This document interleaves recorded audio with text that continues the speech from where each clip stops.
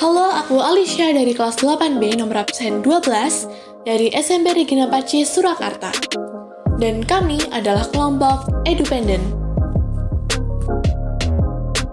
Hai, aku Angel dari kelas 8B nomor absen 16 dari SMP Regina Pacis, Surakarta. Dan kami dari kelompok Edupendent. Hai, aku Alvin dari kelas 8B nomor absen 6 dari SMP Regina Pacis, Surakarta, dan kami adalah kelompok Edupendent. Hai, aku Viko dari kelas 8B nomor absen 8 dari SMP Regina Pacis, Surakarta, dan kami adalah kelompok Edupendent. Hai kawan, jangan lupa like dan subscribe video ini ya. SD 6 tahun, SMP 3 tahun, SMA 3 tahun, kuliah kurang lebih 4 tahun. Kira-kira Indonesia sudah merdeka belajar belum ya? Kok mutu pendidikannya masih rendah? Menteri Pendidikan Nadiem Makarim sudah mulai menerapkan sistem merdeka belajar nih kawan. Kira-kira apa sih merdeka belajar itu? Berdasarkan data yang kami dapat dari CNN Indonesia, menurut Menteri Pendidikan Indonesia, Nadiem Makarim menjelaskan bahwa merdeka belajar artinya memberi kebebasan dan keleluasaan kepada para siswa untuk mempelajari dan mendalami pelajaran yang mereka minati. Ketika sekolah, guru dan siswa memiliki niat dan kebebasan untuk berinovasi, belajar dengan mandiri dan kreatif dengan mampu menggunakan berbagai media pembelajaran seperti gawai, internet, pengamatan hal-hal konkret di dunia nyata, dan tidak hanya terpaku pada pengajaran guru maupun buku mata pelajaran, sehingga siswa lebih mampu untuk memahami dan memecahkan persoalan pembelajaran. Menurut apa yang kami amati dan alami di lapangan, para siswa masih belum mengalami apa yang dinamakan merdeka belajar. Sebab para siswa masih terlalu dituntut untuk menguasai seluruh mata pelajaran, sehingga siswa tidak dapat mendalami hal-hal yang mereka minat dan niati. Oleh sebab itu, sangat berdampak pada siswa yang tidak dapat mengenali potensi diri sendiri, sehingga kemampuan mereka tidak mengalami peningkatan. Hal ini sangat berdampak ketika mereka dihadapkan lapangan kerja. Mereka merasa tidak memiliki potensi atau keistimewaan apapun. Permasalahan pendidikan yang hampir dialami setiap siswa di Indonesia tentunya sangat berdampak terhadap perwujudan dari merdeka belajar. Ada beberapa masalah di bidang pendidikan yang menghambat Indonesia untuk membentuk generasi yang lebih cemerlang. Permasalahan pendidikan yang dialami hampir setiap negara ini tidak menganut sistem pendidikan adalah kompetisi dan persaingan. Semua kelas disetarakan, tidak ada perbedaan kelas cerdas, tertinggal, akselerasi, reguler, dan internasional. Guru juga tidak pernah membanding-bandingkan siswa. Hal inilah yang membuat siswa nyaman belajar dan termotivasi untuk belajar. Anak-anak di Finlandia tidak pernah membawa pulang pekerjaan sekolah yang tidak berkaitan dengan hobi mereka. Jadi seluruh kegiatan persekolahan di Finlandia diselesaikan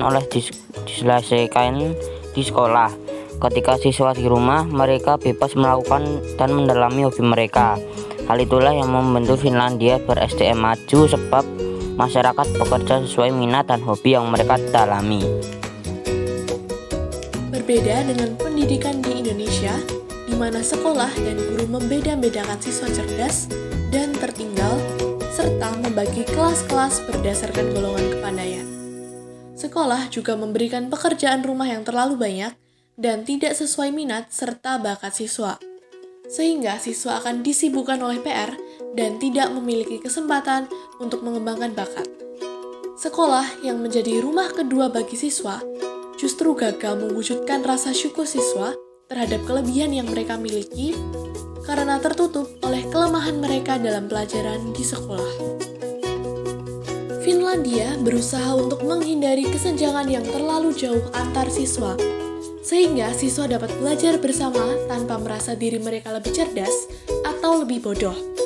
Berbeda dengan Indonesia, di mana kesenjangan antar siswa sangat tampak oleh karena persaingan yang menuntut siswa mendapat nilai tinggi.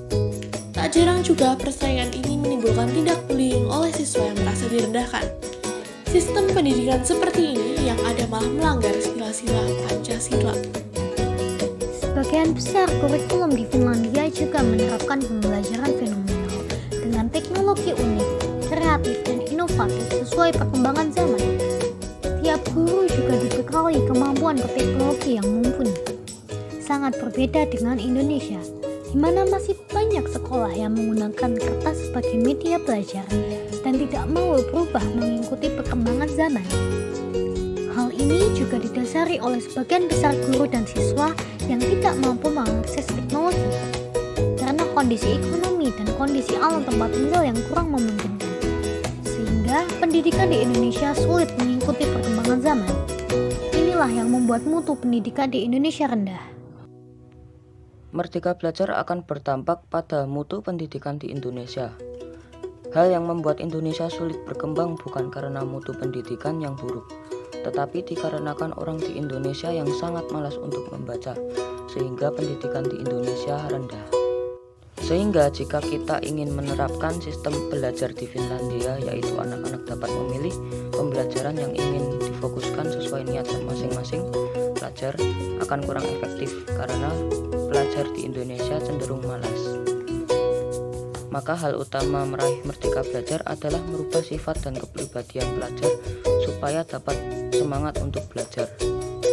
Merdeka Belajar memberikan dampak yang lebih positif terhadap kualitas pendidikan di Indonesia.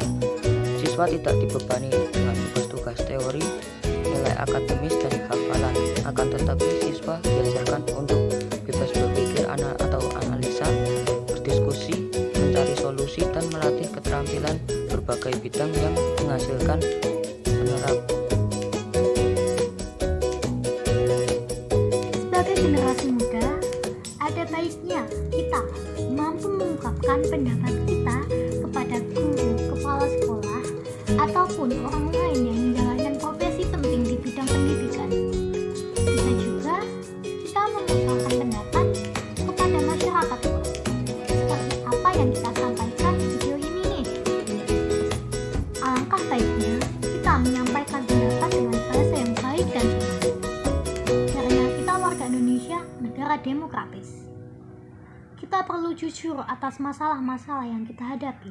Misalnya, tugasku terlalu banyak nih, sampai-sampai aku tidak sempat untuk mengembangkan hobi dan bakatku.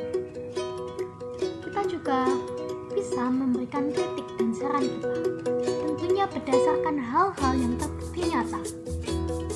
Misalnya, sistem pendidikan di Finlandia.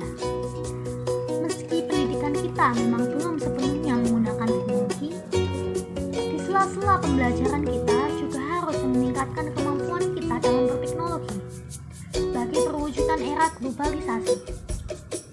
Jika tidak, maka negara kita akan memiliki ketertinggalan yang lebih jauh lagi.